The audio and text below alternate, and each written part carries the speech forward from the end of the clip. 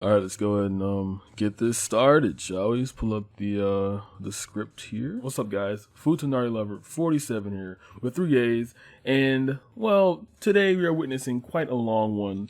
How long? 8 inches. This entire reviewing today is called Gedou Gakuen. Here's the correct spelling of that name. I probably didn't pronounce it right. Who cares? To summarize this long ass saga, it's essentially a demon versus god type of aspect, and the demons having sex grants them extra abilities such as regeneration, awakening, power boost, etc. So basically, sex is the ideal purpose to surpass your own limits. So you think with all that I just said, you think this would be every 5 seconds, sex, but nope. In the very first episode, just like Baba Black, it takes a little bit of a while to have a sex scene show up, and you're gonna see why. Because this plot is intricate, this plot is thick, this plot is Black China. That was the first person I thought of, I'm sorry. So if you're horny, this may not be for you, because this requires a certain amount of intelligence to watch through. Now, there are 40-minute episodes for each and every single one of these, and there's 5 episodes each, so it's like 5 hours of content. And like I said before, it's like 5% sex, possibly 20%. In comparison to how much time there is, that's not a lot of time. So again, this is more of an anime that's a bit edgy than a hentai. Now, let's start episode 1. Now, unlike the anime suggests how episode 1 starts, I don't like how episode 1 starts because it's kind of like in the middle, and I hate when that happens.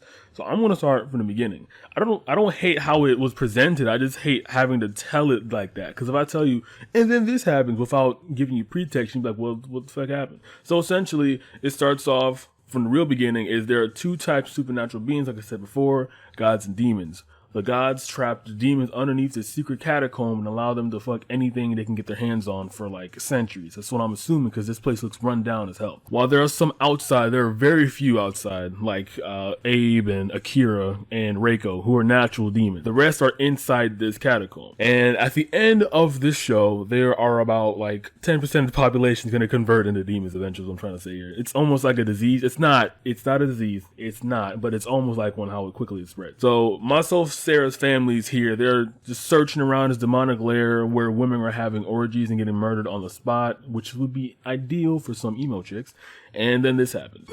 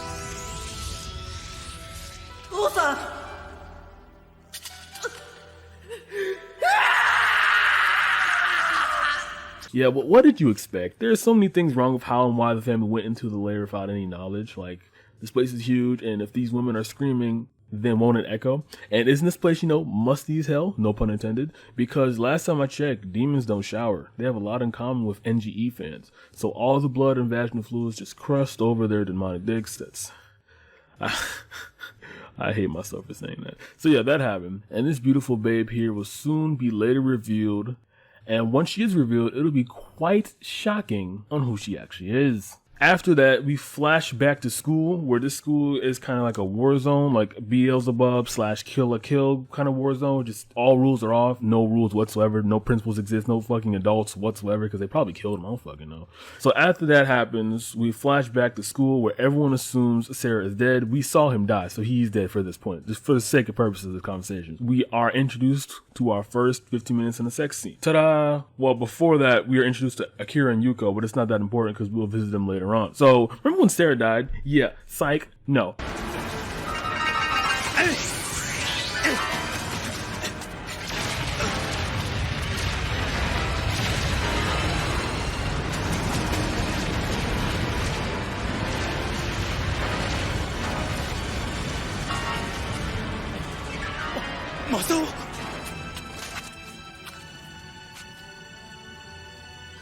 マサオ、なぜこんなところへ。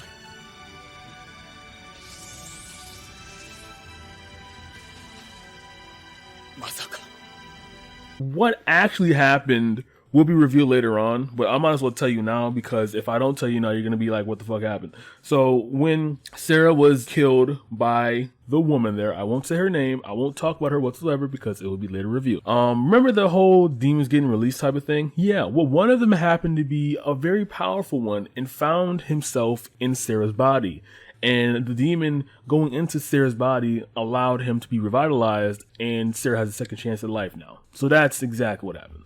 Alright, now we had that all the way. Sera wakes up in the hospital, not hospital, Sera wakes up in the school hospital and has PTSD flashbacks, exactly what happened, how he killed his father, you know, how his mother was just fucking eating in front of his face. And he goes back home and remembers all that again. So this man genuinely has PTSD. So we come to find out that the demon that was inside of him was the only reason he came back, called Esedess. Now, Esedess is one of the strongest demons that were sealed by the gods.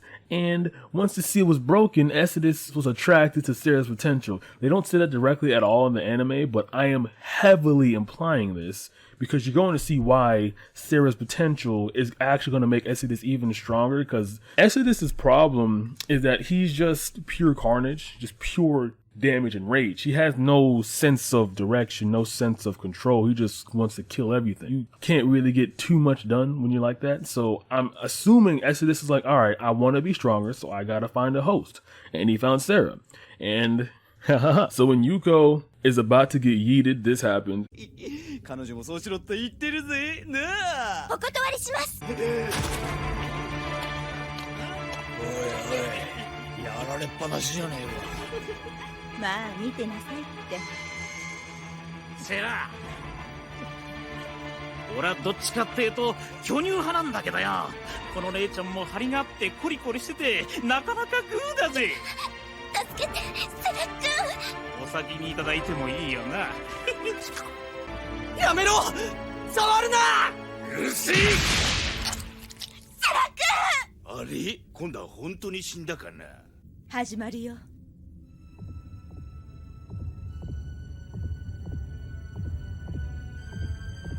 ほら、おとなしくしな。あ。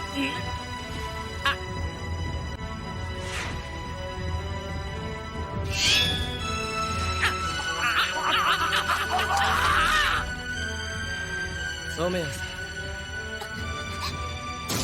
But he goes back home and then he finds out who Esedess is. Esedess like, release me. Sera's like, no. And then after all that, Reiko and Abe were following them the entire time. Reiko and Abe actually would have witnessed Yuko get ethered and not have done anything about it, by the way. That would have been terrible. That would have been, it would have been awful. And then Reiko tries to awaken Sera by having sex with him. Another sex scene. Shout out to you horny people out there. And of course it absolutely fails because it didn't go as they planned it. So of course he awakens. However, he comes into the full carnage beast form. This is essentially like what happened here. So Naruto is a Jinchuriki, right?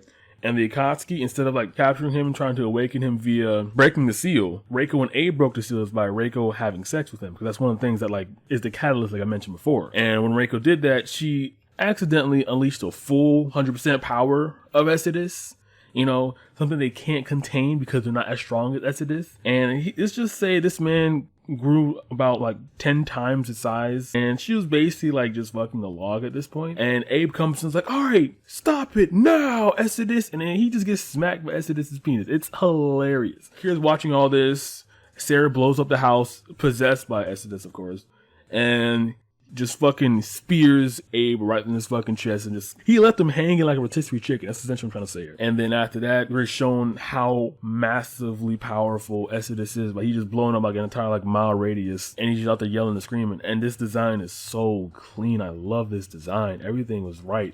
So first episode was amazing. It opened the doorway to like the power scaling. There's no good and evil dynamic yet. It's just dynamic between like the school in general. Like there's just all bets are off in this school, so anything can happen. I like that. Also, like the MC is not like 100% a bitch, but at the same time he kind of is. This is badass, raw, all pure shonen aspects. It really, I love it. So episode 2, after that dynamic beginning, let's see how they start this second episode.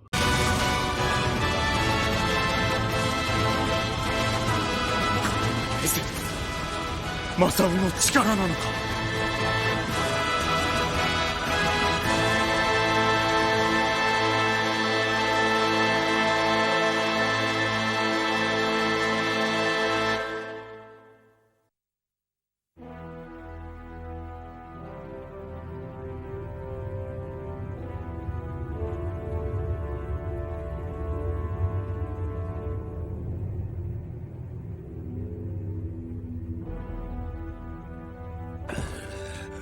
本当にこんなところで力が手に入るんだろうな。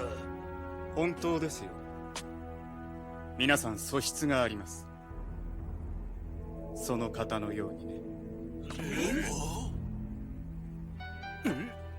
さあ始めますよ。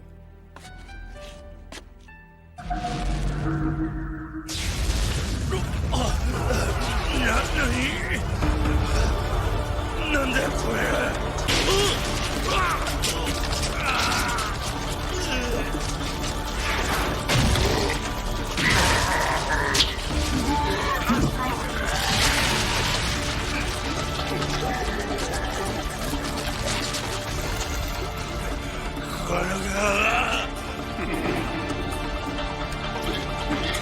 Abe, remember Abe?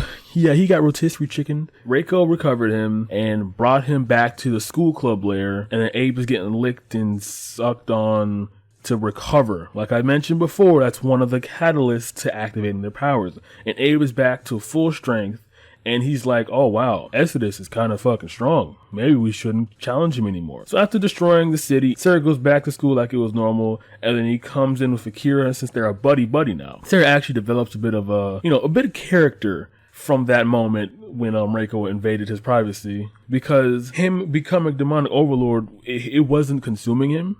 Because he easily could just fully just give his consciousness to Esedess and just be a demon. You know what I mean? But he's like, no, I want to be my own person. So that's kind of good. And while that is good, it will come back to bite him eventually, how he's fighting it. But I still love it. It's showing potential character development. I love it. So after this, we come to find out that lust is a huge trigger to awaken any demon in general. So that's a very funny factor to know, by the way. Fighting demons in this case would just mean trying not to be horny. So yeah, he goes to Yuko's crib, and then this happens.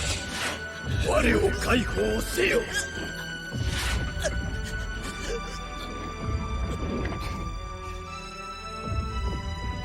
解放せよ。我を解放せよ。欲望を解放せよ。我はお前の中にいる。我はセラマサオなり。どうかしたの？なんでもないよ。そ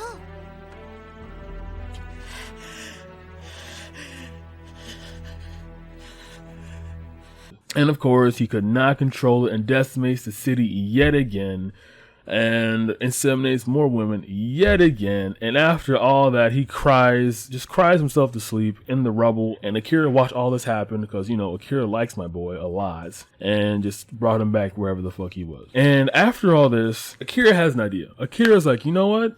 I want Esedess's power. So what does he do? He takes one of Yuko's best friends, hypnotizes her, and then has Yuko captured, summons Sera to save Yuko. Very confusing, I know, but listen, it gets better. So now finally Sera and Yuko and Akira are all in the same room. Akira's like, hey man, you want to save this girl? All you gotta do is awaken. And it's not working because, you know, it's an emotional thing because he can't control Esedess. So once Akira realized this, he's like, okay, let me turn on the stakes right quick. And he tries to Yuko and this happens. 立ちしてやろう。この女がお前の枷になっているのだ。やめろー。今取り除いてやる。お前のその枷を。エセです。俺に力をくれ。俺の魂などくれてやる。来い、エセです。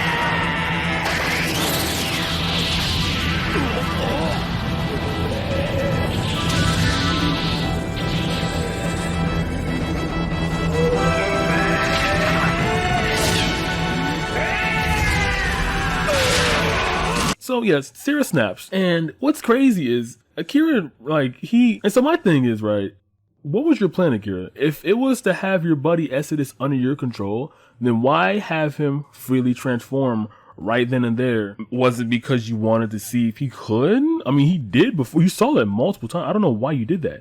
And if it was because you thought you could beat him, you're dumb, because you clearly stated how dominant Esedess was back in the day. Anyway, after Sera transforms fully, he just beats the ever-loving shit out of Akira. It's amazing. However, he's not fully under control because Esedess is still, a powerful-ass demon after all.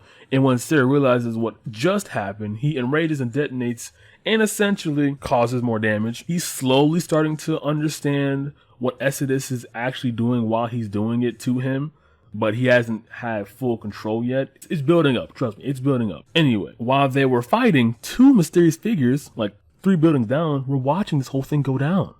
Now, this is very interesting here, because you're going to later find out why they're watching them and who they are in the first place.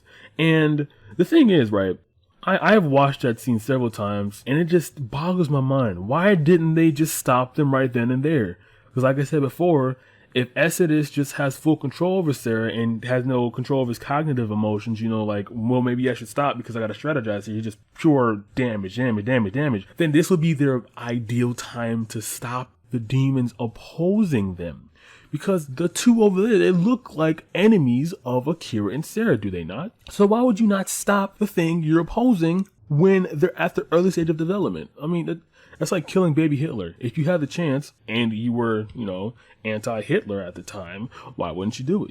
It's like that. It is exactly like that. So after that, Sera just yells and blows up, and we go on episode 3. Now, this one is epic. The people watching Sera and Akira fight, they're now chasing Abe and his crew. Well, the guy is Kusanagi, to be exact. And come to find out, Kusanagi and Miko are a thing.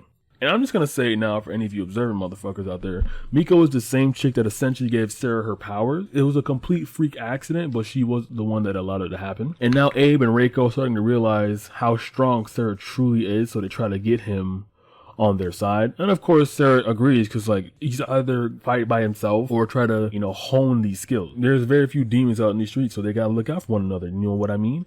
Abe's ragtag group of demon buddies are just running around town because Kusanagi's cornering them, trying to beat them into submission to get to Esedess, which is Sera. And again, they could have had him before if they were to just interrupt the fight and whatever. I don't fuck. Oh, I finally found an answer to that question because they're arrogant.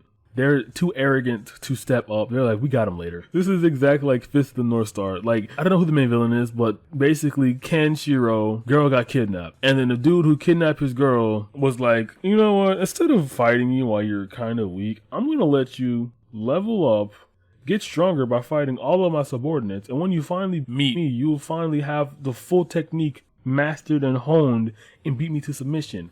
Why? How can you get that arrogant? It doesn't make any sense to me.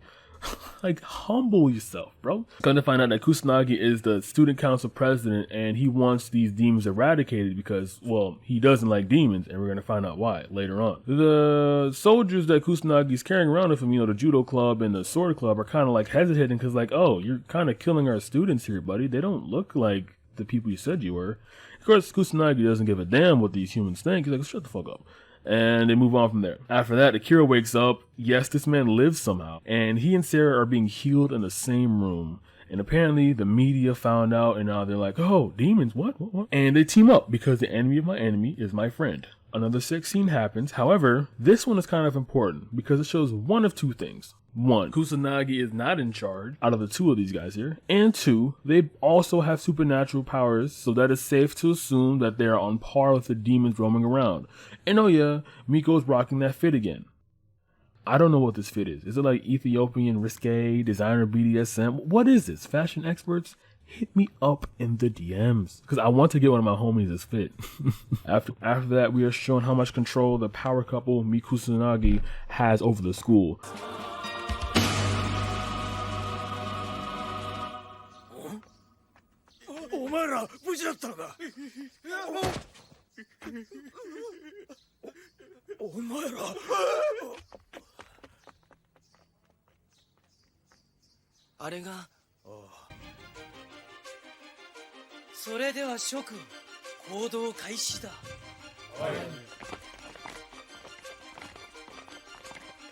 さあ武道連合の皆さんお願いします。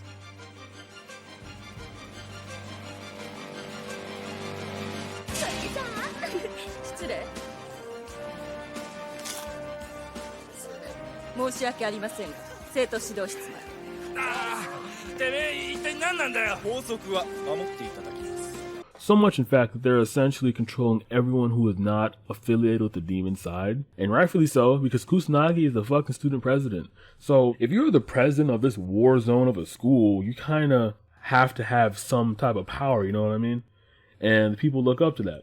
The general population. That and they're kind of controlling them all, so that's also one of the main reasons why they kind of rule the school. Oh yeah, and Miko is the Futanari school nurse, so that kind of makes him the most powerful people on the planet. So Sera's trying to awaken Esedess by his own volition, you know, voluntarily, so he can actually have access to this power while strategizing like a smart person. Like I was mentioning earlier, one of Esedess' weaknesses is that he cannot strategize. He has no brain. Head empty, no thought.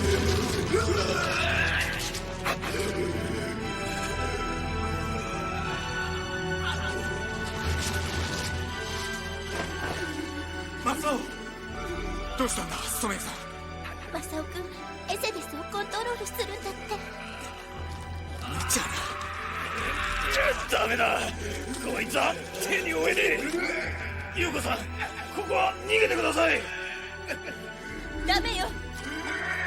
マサオくん。ダメだ。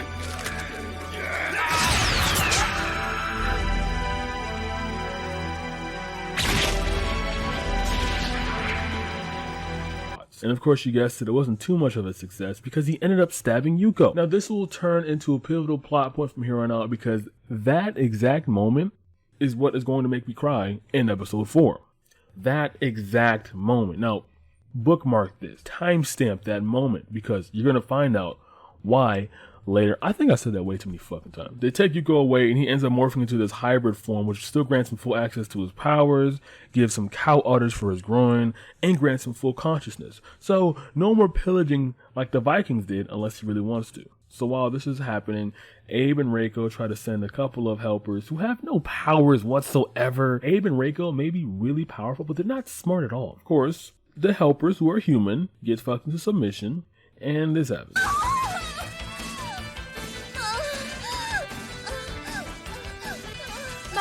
どうしたの？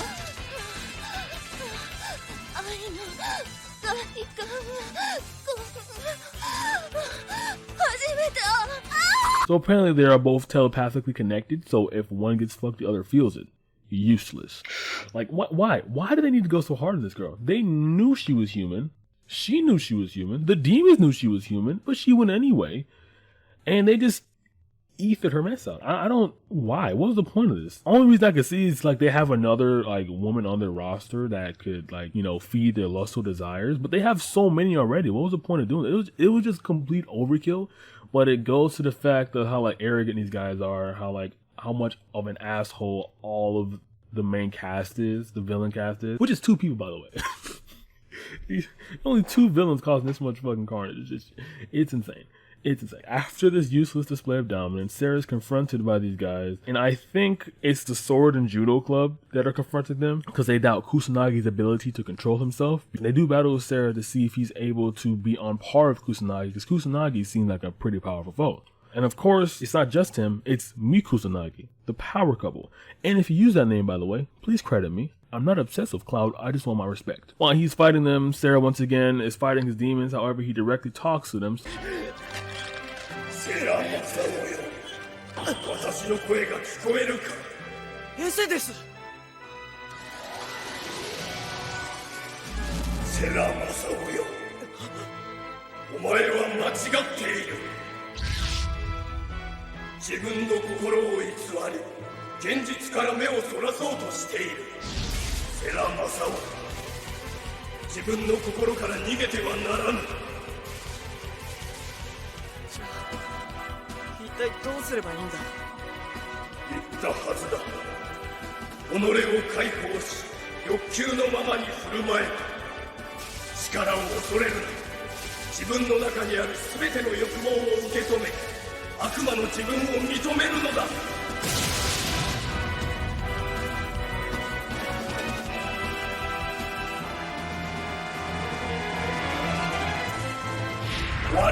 セラマサオ、お前自身なのだ。 So now he fully has Esedess under control. Remember when I said earlier about him having Esedess under control using the hybrid form? Yeah, that was like 50% right, because he was only able to do so when an extreme emotional event happens, such as, you know, stabbing your love interest. That kind of does that to you. With the judo club and the sword club, like, you know what, Sera, I'm gonna join your side. You look pretty good here. And then guess who comes up? Mikusanagi pulls up, God form. Hey, what's up, guys? How you doing? I'm gonna take Akira. See you guys later. Goodbye. And just dip. They just fucking dip. So apparently, Mikusanagi are now gods. And Sera is terrified now because his best friend, Akira, has been kidnapped. And I'm puzzled here because they could have kidnapped anyone there, but why Akira? I'm gonna tell you why right now, because episode 4, that's what they essentially spent like the half episode doing. They kidnapped Akira because Akira's demonic form, Aquafel, this guy here who got ethered by Esedess. Yeah, he is a double agent, or he was one in his past life. Before he was in Akira's body, he was a double agent. So what that meant was he was serving under the god's name despite being a demon. And Miko took him so she could have a demon under her command that could then ruin Sera's plans, ruin Abe's plan, ruin Reiko's plans, because now they have to fight a demon alongside the gods, which basically will make them indestructible, because now they'll have someone who is on par with Esedess' power on their side. Now, all that said, all that out the way, let's move on to episode 4, one of the pivotal points in this plot. So episode 4, no, it's pretty depressing. So it starts off, they're coming into school after Yuko got decimated, after Akira gets fucking kidnapped. And so we're at the school now. However, before we get to the school, before we get to the climax of the story, we have to find out what happened to Akira. How did I acquire all that knowledge of Aquafel being a double agent? Well, here it is. They spend the next like 6 to 9, possibly 10 minutes on the 4th episode just torturing Akira by having sex. Now at the end of it all, he's had sex like 30 different times, they're like implying. And it's to the point where Kusanagi's like, Miko, what the fuck are you doing, dude? Like, come on, dude. That guy, like, he's a demon, dude. Just fucking kill him. And Miko just like she just does this. そろそろ教えていただけませんか。一体この計画何のためなのです。まるでいたずらに奴らを刺激して覚醒を促しているようにも見えますが。草薙。申し訳ありません。さしてた口を。It's pretty funny because it shows the power dynamic here, it shows who's in charge, and ultimately it shows who deserves to live, you know, at that exact moment. Anyway, after that, Miko explains why the seal was broken. Now, you remember when I said the whole seal being broken thingy-mabobber and that released Esedess and that kind of made the arrogant gods kind of dumb as fuck for doing that? Well, if I never said that, I'm saying it now, because the gods releasing the seal because they were bored is the dumbest shit I've ever heard of, but it fits so perfectly because these guys are like arrogant bastards. They've been stuck in their ways for so long. I assume millennia since they're gods at this point. And they are confident enough to believe that they can release thousands upon thousands of demons and control all of them and think that they can power scale all of them. That's no fucking way. Number one, demon powers are unpredictable, okay. And number two, for all we know, they could fuse together and become an even stronger demon, like it did in Boruto, by the way. So it's like, it's a thing. And they just, it didn't, it wasn't even a thing in their head. It was like, we can beat them. And come to find out, they can't. Dumbass. Some guys they are, right? Anyway, after all that, Akira's out there like the dick sore as hell. And then we go back to basically the ragtag group of Sera, Abe, Reiko, and etc. Like the judo club, the sword club, the other demons, all the people who they amassed.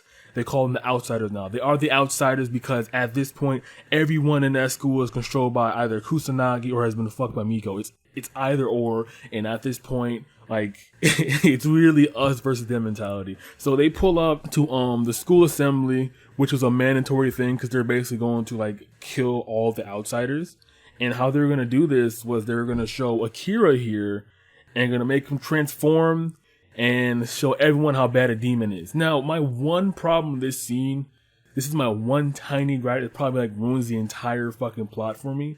If they already have a mass control over the students, why do they need to do this? Like, Kusanagi has been shown multiple times having the ability to control minds, the baptism aspect. Look at Ai, for example, how he fucked her into submission. Now he's his whore. Like, it's that type of stuff. I don't know why he needs to, like, display, like, this type of power dynamic.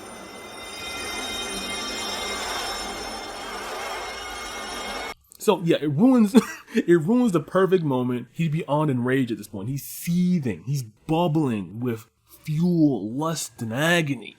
And that's like one of the most tragic ways to end the story. It's like, oh yes, he can save the girl. But then the girl's like, fuck you, man. And then she just gets taken away by the main villain. Oh no. Oh god, that was depressing. Anyway, the personal context. So it basically goes like this. This was back in the humble year of 2013. I had a crush on a girl who I had known since 2011. You know, we had a bit of chemistry, and I felt that it could go further beyond that. So in the course of being a slick talker, I'm like, hey, what's up? Do you want to go out sometime? Like, cause I feel something here. And she's like, yeah, sure, whatever. I was telling everybody. I went on Facebook. I'm like, hey, bruh, I ain't dating yet, but it's complicated. You feel me? And then I went, told my family, my extended family, my friends at the time. I don't have any now. I went and told my Twitter friends. I told my YouTube channel at the time. I told every single person I knew. This is like my first date ever, like official. A week goes by. I just told everyone. Everyone's blowing up my phone like, yo, good. My Halo Reach clans is good. Yo, good. You got this. Go. And then the day comes, right? I'm on the way to the theater, and my best friend James at the time, he told me she canceled. I'm like, no fucking way. I went to the theater anyway, and sure enough, waited 3 hours and no one was there. Come to find out, next day at school, James comes up to me and says, oh yeah, Demetrius was fucking her on the day you're supposed to go out with her. I'm like, oh, no. So that's why it hurts. Episode 5. Now, episode 5, it's essentially like a not a what if, but to be continued. And I looked everywhere. The ending of episode 5 is the ending that I know to my extent. Now, you're going to find something probably a little bit to explain the ending. I only did 2 seconds of research because I don't fucking care. I'm fine with the ending being like this. I'm fine with it. So we flash forward, I say 2 to 4 months from now.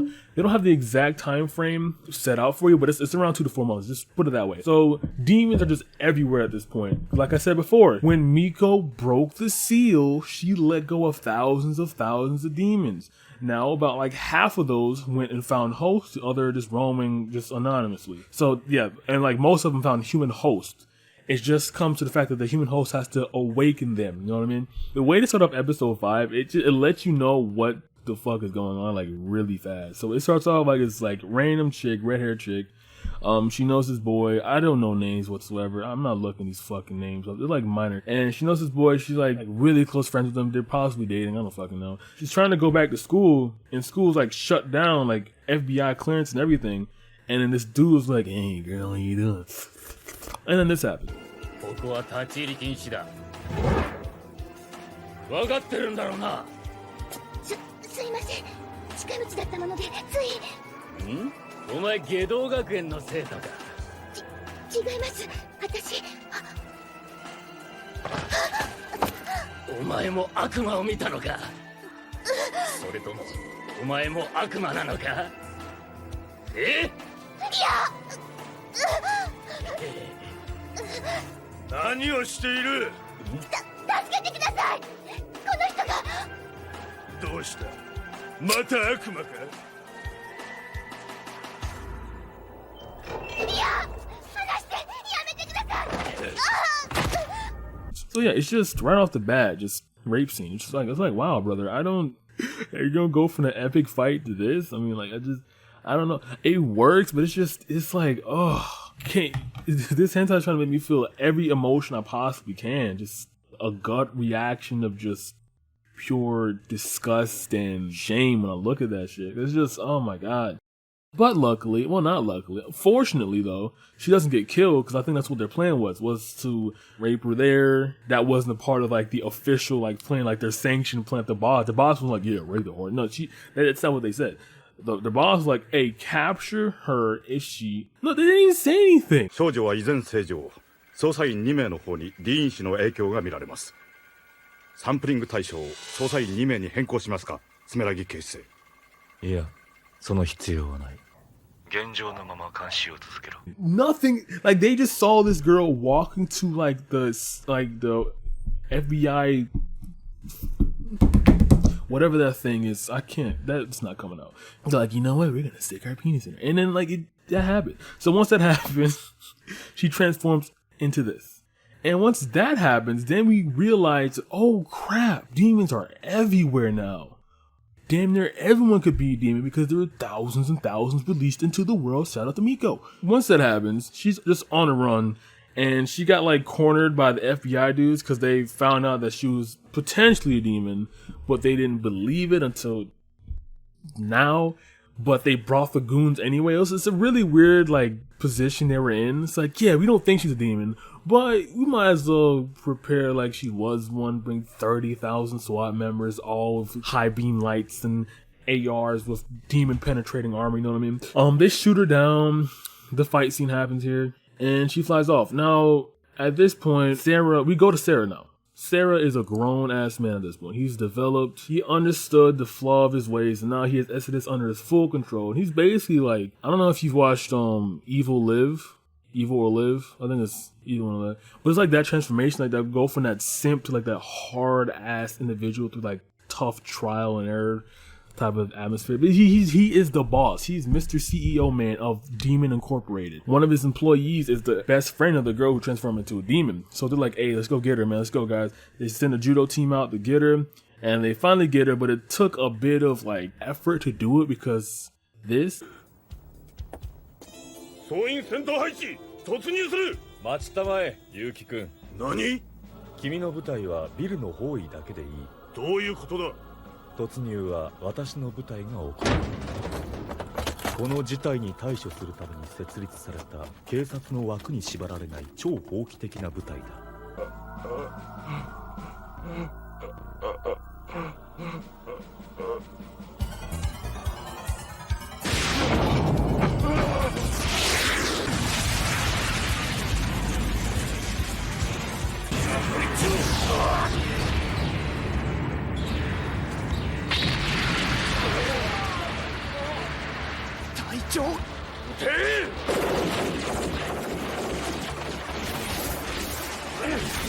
なんだ？来たか。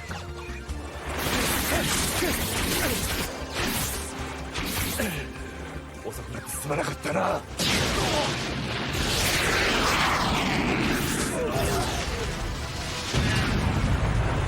くやったお前ら。峰打ちだ。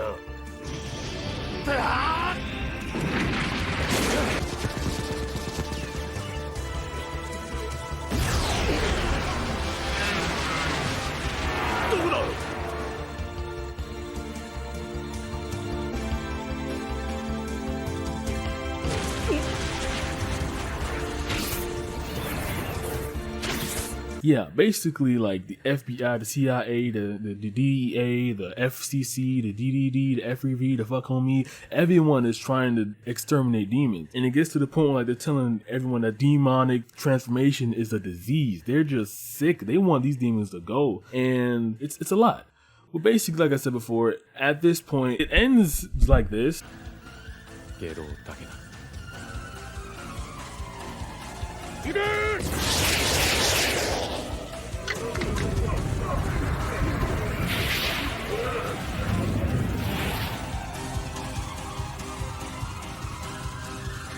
行こう。目的は事態の速やかな収拾だ。悪魔化した人を極力救出する。可能な限り戦闘は避けてくれ。下道軍団出撃だ。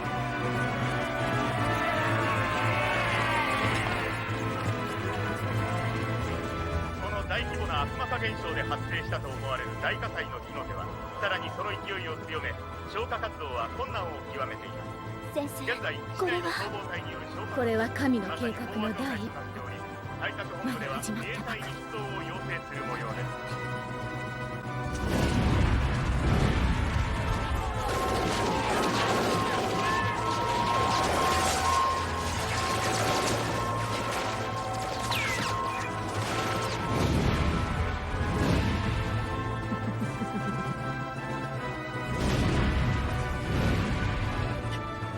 始まったか。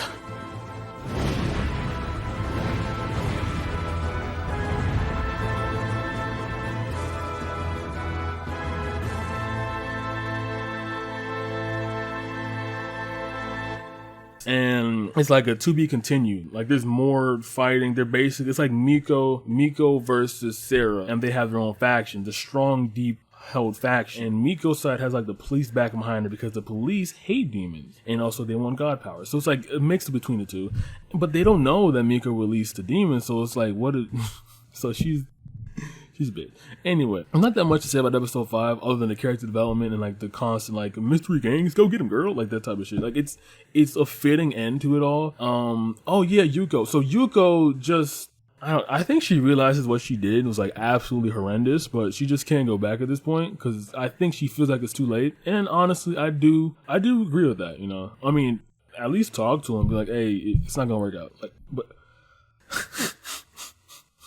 fuck Yuko, man. Anyway, there was one thing I did forget to mention. So in episode 5, when after Sera just mollywops the mess out of Kusanagi, again, my favorite scene, despite how despairingly awful it is and relatable, they take Akira back because I believe after they defeat Kusanagi, Miko just dips. So Akira just like in that lair, and they go take Akira back to their house. They don't show that part because they time skip like in the next episode 5. In episode 5, right, Akira got fucked for like 3 hours straight. So now he's addicted to sex. So now he's in Sera's dungeon having sex like 40 chicks back to back to back. He's almost addicted to it. He wants to distract himself from the fact that he was a double agent to the point where like he's gonna die from having sex. He says it here. And it's crazy, you know. There's so many dynamics going on in this hentai. It's actually a bit more than I expected. This is one specific scene it looks so suspect here. Like, what is that? Anyway, that was the end of the review. It's been like, I don't know how long this has been, but it's gonna be a lengthy one, that's for sure. But I did love this though. This is a solid 9 out of 10 for me. Even though the ending is like as empty feeling as possible, the ending is similar to Hunter x Hunter. It's like, and then they live happily ever after. Well, bitch, I want to know what happened. You know what I mean? Like, even though it's like that, I can still deal with it because like the character development, it completes me enough that I'm like okay with that. I said okay 40 times, but you get what I'm saying. The pacing was amazing. The fight scenes were actually pretty decent. Despite the graphics, non-fighting scenes being atrocious, like they're having like Devilman Crybaby effects, like the standing still animation just fucking awful. But when it comes to fight scene or anything else, like high pace, it's amazing. Even despite the hilarity, it still works because like I think this was made like, I don't know, but the time period it was made, it makes sense. The aesthetics are there. It has everything going for it. It would have been perfect if like it would have just polished up the fact of how like Kusanagi got his powers despite him not being powerful enough to be Esedess, you know what I mean? And when I say that is because like Miko, I feel like Miko could have like soloed Sera at that point if she were to kidnap Sera instead of Kusanagi, but Kusanagi did it. So it's like, and why didn't she fight? You know, it's just like, I have many questions regarding those two more than anything else. Because like, my feelings towards the ragtag gang of outsiders are just resolved at this point because of how well developed they are now. They want to help people who are demons. They want to show them that there is more to just killing and raping. You know what I mean? Like, it's actually a wholesome ending. And while the gods are like the evil people trying to hunt them, it's reverse dynamic. It's kind of cool. And I love it. I love it so much. Again, 9 out of 10. Would highly recommend. That being said, thank you guys for watching this, and this is actually my first review I got out within a month of the last one. So I'm hoping to keep this up, and it's fun. That's basically it. Alright, see ya.